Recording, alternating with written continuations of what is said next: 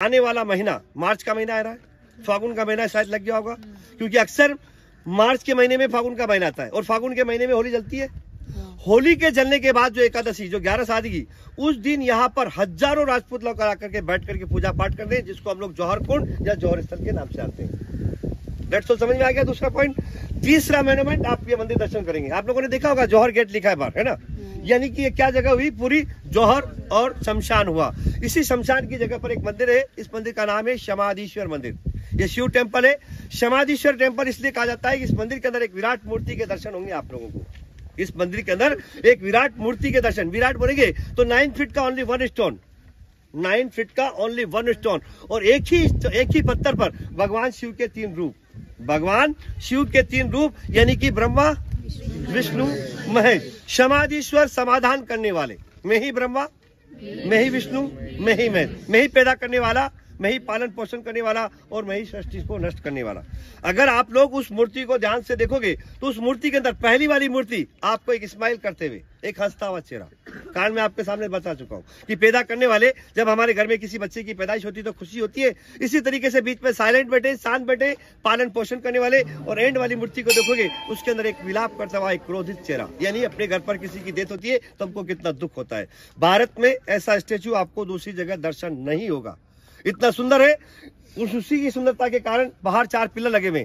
First pillar के ऊपर आपको एक ब्लैक स्टोन दिखाई देगा, एक काला पत्थर। वो काला पत्थर इसलिए लगाया कि हमारी जो बहनें, हमारी माताएं जब हमारे छोटे भाइयों को, बच्चों को तैयार करती है तो काजल का टीका लगा देते हैं। इसी तरीके से इस मंदिर को बचाने के लिए उस मंदिर के बाहर एक पिलर के ऊपर काला स्टोन लगा रखा है, काला पत्थर लगा रखा है। ये मंदिर दर्शन करने के बाद सामने नंदी दिख रहे हैं आपको, यहाँ से देखिए कुछ बहुत लड़के खड़े, कुछ खड़े, टूरिस्ट खड़े। वहां पर आपको एक लेक दिखाई देगा, उस लेक का नाम है गौमुख कुंड। उस लेक का नाम है गौमुख कुंड। मैंने आपसे कहा कि किले के अंदर 84 लेक है ना, लेकिन आप जानते हो कि राजस्थान में गर्मी कितनी होती है। इतनी गर्मी होती है कि मई और जून के महीने में यहाँ के कई छोटे बड़े लेक सूख जाते हैं, लेकिन गॉड गिफ्ट है, ये लेक कभी नहीं सूखता है। अब कारण क्या है? कारण ये है कि इसको गौमुख कुंड इसलिए कहते हैं कि गाय के मुंह से पानी आता है 12 से 24 आवर्स एवरी क्लाइमेट। लेकिन हमारे यहाँ खड़े होने से वो आपको चीज नहीं दिखाई देगी। या यहाँ से जो पायरियां नीचे उतर रही है, आप लोग सोचे कि हम लोग पायरी उतर करके देखेंगे कहीं गाय का मुख मिल जाएगा, नहीं, उसके लिए अलग रास्ता है। उसका रास्ता वहां पर एक सामने है, जो गेट के सामने रास्ता जा रहा है, आगे एक खजूर का पेड़ है। उस खजूर के पेड़ से आगे जाने के बाद इसी प्रकार से गेट है, उस गेट से कम आपको 60 से 65 पायरियां, उस गेट से आपको कम से कम 60 से 65 पायरी। जब आप लोग डीप में जाएंगे तो वहां पर एक छोटा सा रूम दिखेगा, उसी रूम के अंदर 2 जगह गाय के मुंह बना हुआ है पत्थर के ऊपर। उसी गाय के मुंह से रेगुलर पानी गिरता है 24 आवर्स एवरी क्लाइमेट।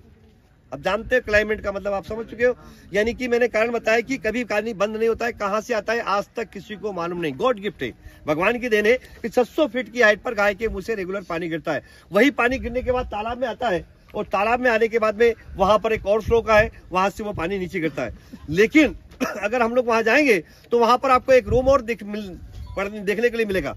उस रूम पर आपको लिखा मिलेगा पारसनाथ जैन मंदिर, सुरंग का रास्ता और रानी पद्मिनी का वहां पर एक काल्पनिक चित्र। एक तो है पानी गिर रहा है, दूसरा एक बड़ा सारा रूम है, उस रूम पर क्या लिखा है? पारसनाथ जैन मंदिर, सुरंग का रास्ता और रानी पद्मिनी का काल्पनिक चित्र। यानी उस रूम के अंदर एक रानी पद्मिनी का काल्पनिक चित्र बना रखा है। गुफा के रास्ते को गवर्नमेंट ने बंद कर दिए, यहाँ के जितने भी रास्ते थे गवर्नमेंट ने सारे गुफा के रास्ते बंद कर दिए। तो कहते हैं ये वही सुरंग है जो कभी हमारे यहाँ की राजकुमारियां उस जमाने में यहाँ पर नहाने के लिए आया करती थी। तो उस कुंड को यहाँ की लोकल पब्लिक, जो गांव के लोग होते हैं ना, इस कुंड को सास बहू के कुंड के नाम से भी जानते हैं। ये मैंने पधारो सा, हमारे देश मारवाड़ी भाषा में पधारो सा बोलते हैं, यानी वेलकम। तो 50 रुपए का था ये। किले का main gate of the fort, यही किले का फ्रंट साइड था पहले का मतलब समझ चुके होंगे आप लोग। यानी कि 5 से लेकर के 13 सेंचुरी ओनली, 5 से लेकर के 13 सेंचुरी तक यही किले का फ्रंट साइड हुआ करता था। जिस प्रकार से आप लोगों ने 7 गेट वहां क्रॉस किए थे, इसी प्रकार से 7 गेट यहां पर भी हुआ करते थे। अब 13 सेंचुरी तक क्यों? क्योंकि पहला जो मैंने आपको बताया था, अलाउद्दीन खिलजी ने अटैक किया 1303 में। जब 1303 में अलाउद्दीन खिलजी ने अटैक किया, उस समय यहाँ के सारे गेट तोड़ दिए गए। तब राणा कुंभा ने 14 सेंचुरी में उन 7 गेट का निर्माण किया, उसको फ्रंट, इसको बैक कर दिया। इस गेट का नाम है सूरज पोल। आप लोगों ने अगर रास्ते में कई गेटों के नाम पढ़े होंगे, रामपोल, लक्ष्मणपुर, हनुमान पोल, हर जगह पोल ही लिखा हुआ है, कहीं दरवाजा या गेट नहीं लिखा हुआ है। पोल इसलिए लिखा हुआ है कि राजस्थानी लैंग्वेज के अंदर जो बड़े बड़े दरवाजे होते हैं उसको हम लोग पोल बोलते हैं सर, बड़े जो गेट होते हैं उनको हम लोग पोल बोलते हैं। सूरज पोल इसलिए कहा जाता है कि जितने भी राजपूत लोग थे वो सन डायनेस्टी थे, सूर्य की पूजा किया करते थे, सूर्य उदय होता है इधर से, इसीलिए गेट का नाम रखा गया सूरज पोल। इस गेट को दोबारा रिनोवेशन किया है, दिख रहा है आपको नया एकदम, 1877 1877 के अंदर उदयपुर के नजदीक एक सज्जनगढ़ है, वहां पर एक राणा थे जिनका नाम था सज्जन सिंह, उन्हीं राणा ने 18 किया है। हम लोगों ने जो देखा है या आगे देखने जा रहे हैं, एक्चुअली पूरा फोर्ट का बैक साइड ही है, ये पूरा फ्रंट साइड था, बट कारण मैंने आपको बता दिया। सामने है अरावली का एंडिंग पार्ट, अरावली पहाड़, अरावली पर्वत सुना होगा आप लोगों ने। ये अरावली का एंडिंग पार्ट इसलिए गिरा हूं कि अरावली का जो पहाड़ है वो 3 स्टेट को मिलाता है। अब 3 स्टेट कौन से? गुजरात, राजस्थान, एमपी, मध्य प्रदेश। यहाँ से ओनली फॉर 35 किलोमीटर पर एमपी लग जाता है सर। अरावली का एंडिंग पार्ट है। अरावली पहाड़ के सामने व्हाइट बिल्डिंग दिखेगी जब आप खड़े होंगे, उस व्हाइट बिल्डिंग के पीछे एक छोटा सा पहाड़ है, उस पहाड़ को हम लोग बोलते हैं कुंभकर्ण। सुना है नाम आप लोगों ने? सुना है? अभी यहाँ से खड़े होकर के उनका दर्शन करना है आपको, वहाँ सोए हुए लेटे हुए कुंभकर्ण जी। जैसे आप खड़े होंगे सामने आपको एक पहाड़ी दिखाई देगी जिसका आकार ऐसा लगेगा जैसे कोई व्यक्ति वहाँ पर सो रहा है, इसीलिए उसको कुंभकर्ण पहाड़ी कहा जाती है ना। उस कुंभकर्ण पहाड़ी की और किले की दीवार के बीच में आपको एग्रीकल्चर दिखाई देगा, खेती दिखाई दे रहा है। एक्चुअली ये लड़ाई का मैदान, पहले में जितनी भी लड़ाइयाँ जो होती थी, युद्ध का जो भी युद्ध होते थे वो सारे लड़ाइयाँ यहाँ पर हुआ करती थी। जो कुछ मैंने आपको बोला 27 टाइम लड़ाइयाँ हुई, लेकिन 3 बार ऐसे अटैक हुए थे तो उसमें नुकसान हुआ। बाकी हम लोग वहां जाते, लड़ाई करते और लोगों को भगा देते और हम लोग अपने घर पे आ जाते थे। तो ये सिर्फ सूर्य उदय से सूर्यास्त तक ही खोला जाता है। इस गेट को सूर्य उदय से सूर्यास्त खोलते हैं आज भी। जो टाइमिंग है, अगर आप लोग फोर्ट का टाइमिंग पूछेंगे कि अंकल यहाँ का टाइमिंग क्या है फोर्ट का, तो टाइमिंग यही है, सूर्य उदय के साथ में मोन्यूमेंट खुलते हैं और सूर्यास्त के साथ में मोन्यूमेंट बंद हो जाते हैं।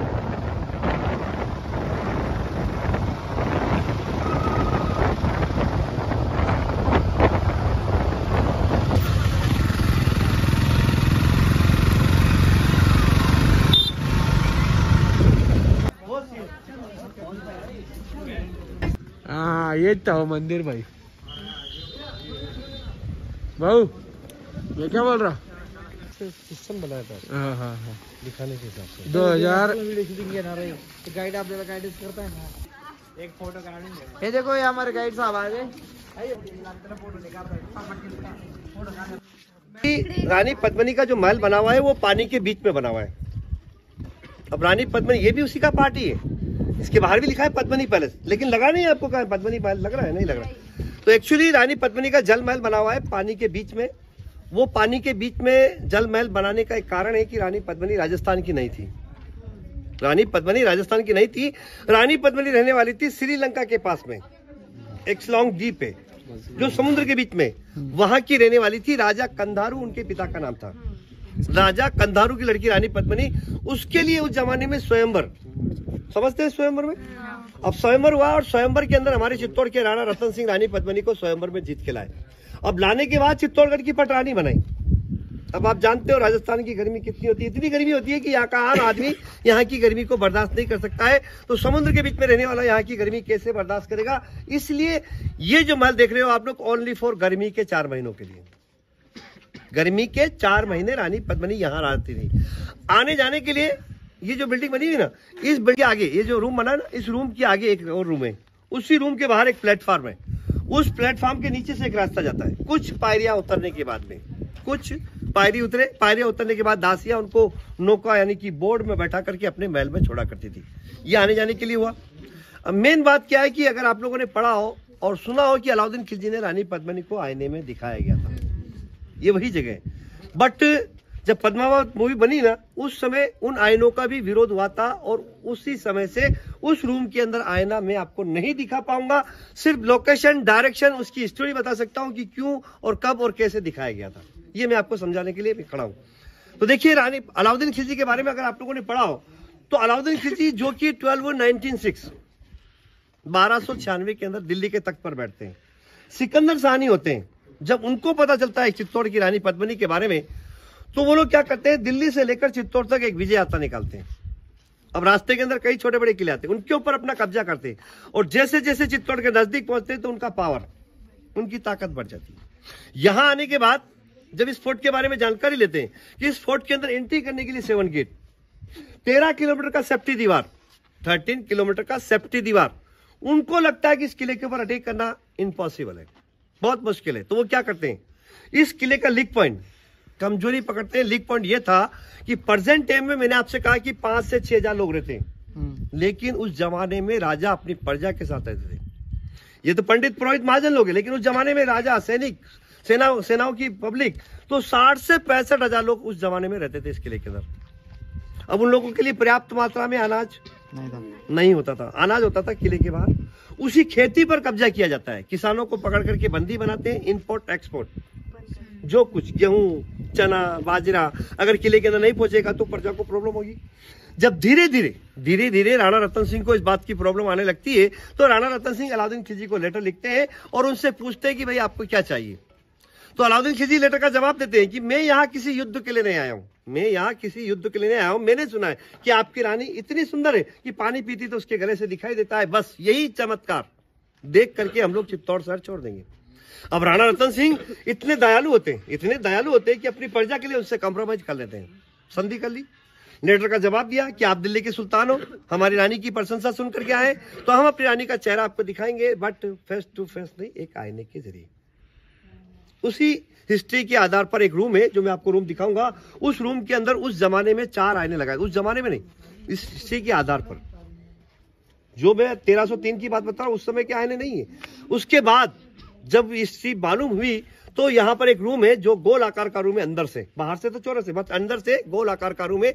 उसी गोल आकार के अंदर, रूम के अंदर एक एंट्री करने के लिए गेट है। उसी गेट पर एक आईना लगा, एक राइट, एक लेफ्ट और एक बैक साइड, यानी उस रूम में 4 आईने लगाए थे।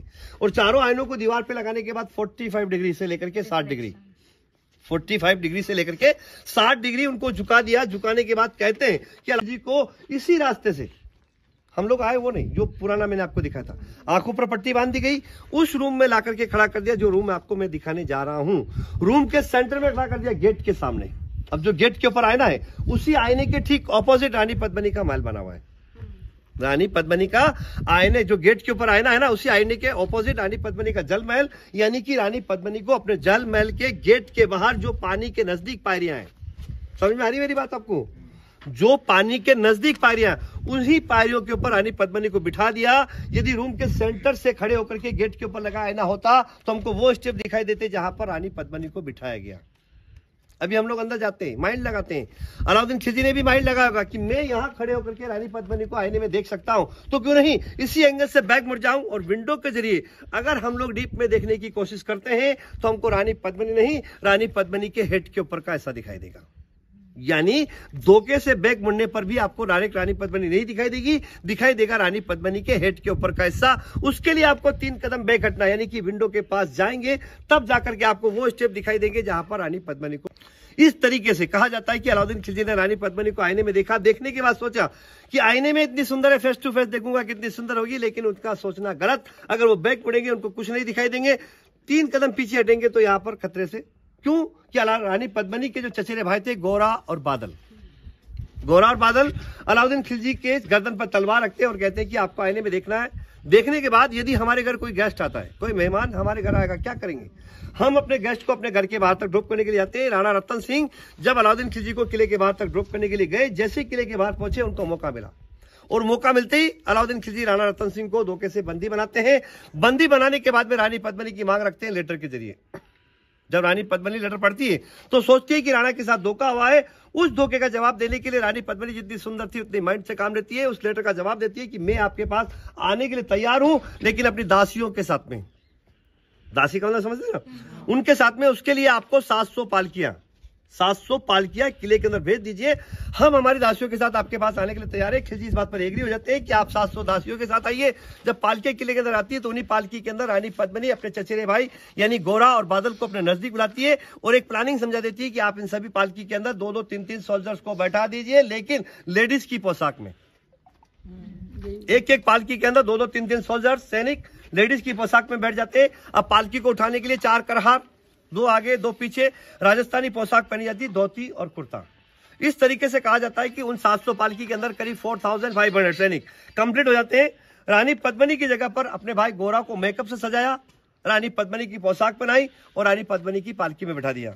अब 700 पालकी का कमांडो अपने दूसरे भाई बादल को बनाया। बादल 700 पालकी को लेकर किले के बाहर जाते हैं। बाहर जाने के बाद अलाउद्दीन खिलजी के फेस टू फेस खड़े होकर के कहते हैं कि आपके कहने के अनुसार हम रानी पद्मिनी को लाएं, लेकिन उनकी आखिरी इच्छा है कि आखिरी टाइम अपने राणा से मिलना चाहती है। खिलजी इस बात पर एग्री हो जाते हैं। एक तंबू की तरफ इशारा करते हैं, उस तंबू के अंदर राणा रतन सिंह बंदी है, आप रानी पद्मिनी की डोली उठाकर राणा से मिला सकते हैं। जब डोली उठती है उस तंबू में लेके जाते हैं जहां पर राणा रतन सिंह बंदी होते कि राणा को नहीं मालूम था कि डोली के अंदर कौन है। जैसी डोली अंदर जाती है बाहर से पर्दा बंद होता है। जो व्यक्ति राणा के सामने खड़े होते हैं तो राणा चौंक जाते हैं, ये क्या, रानी पद्मिनी की पोशाक में गोरा तुम। तो गोरा कहते हैं कि जिस तरीके से अलाउद्दीन खिलजी ने आपको धोखे से बंदी बनाया था, वही धोखे का जवाब देने के लिए बाहर 700 पालकी के अंदर 700 लेडीज नहीं है, कई सैनिक है जो युद्ध के लिए तैयार है। बंदी से मुक्त होते राणा और एक आवाज होती है और उसी आवाज के साथ जब 12/1906 में पहली बार जब युद्ध होता है तो उस युद्ध के अंदर अलाउद्दीन खिलजी को हार का सामना करना पड़ता है। वो कुछ सैनिकों के हेल्प से अपनी जान बचाते हैं और 1296 में वापस दिल्ली चले जाते हैं, लेकिन उनकी मनसा, उसकी इच्छा पूरी नहीं होती है। तब हमारे इतिहास में लिखा है 1303 12/1906 के बाद सेकंड टाइम इस किले के ऊपर अटैक किया जाता है 28 जनवरी 1303।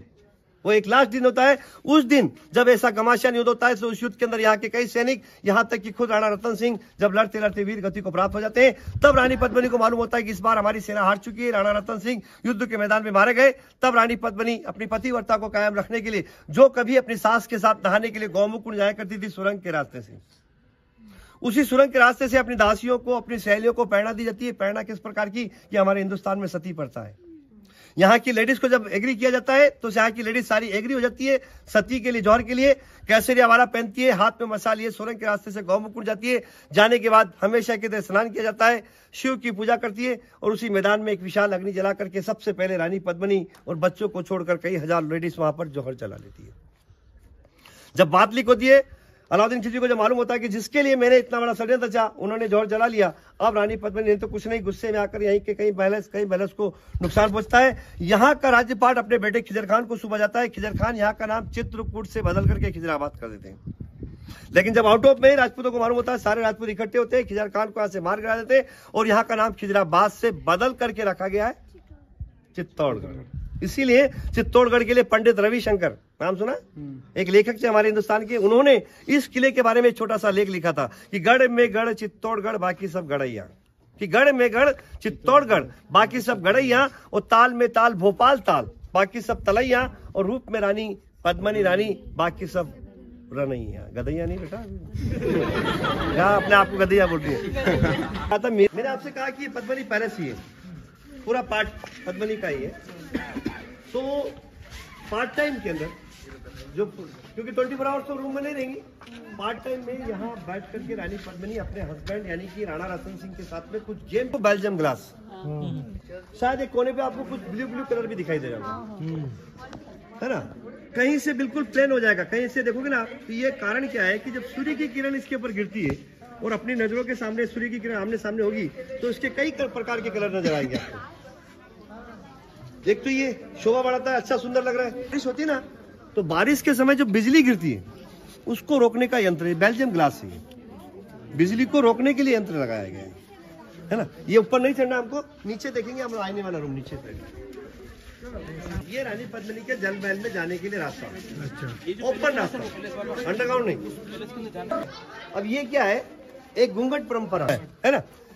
ये परंपरा बिफोर 13 के पहले हमारे मेवाड़ में भी नहीं थी। 1303 से पहले हमारे मेवाड़ में भी कोई पर्दा सिस्टम नहीं था।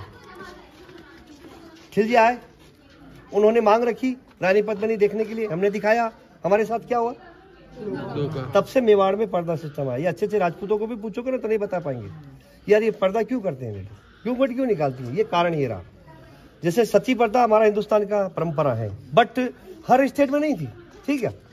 हमारे मेवाड़ में चालू कर दी जब रानी पद्मिनी ने जौहर जलाया, उसका वास्ता दे करके कि यार हमारे यहाँ पर जब आदमी मर जाता है तो लेडीज को जबरदस्ती जलाते हैं, तो क्यों नहीं एक अपने आत्मसम्मान को बचाने के लिए हम सामूहिक मिलकर के जौहर जला लें।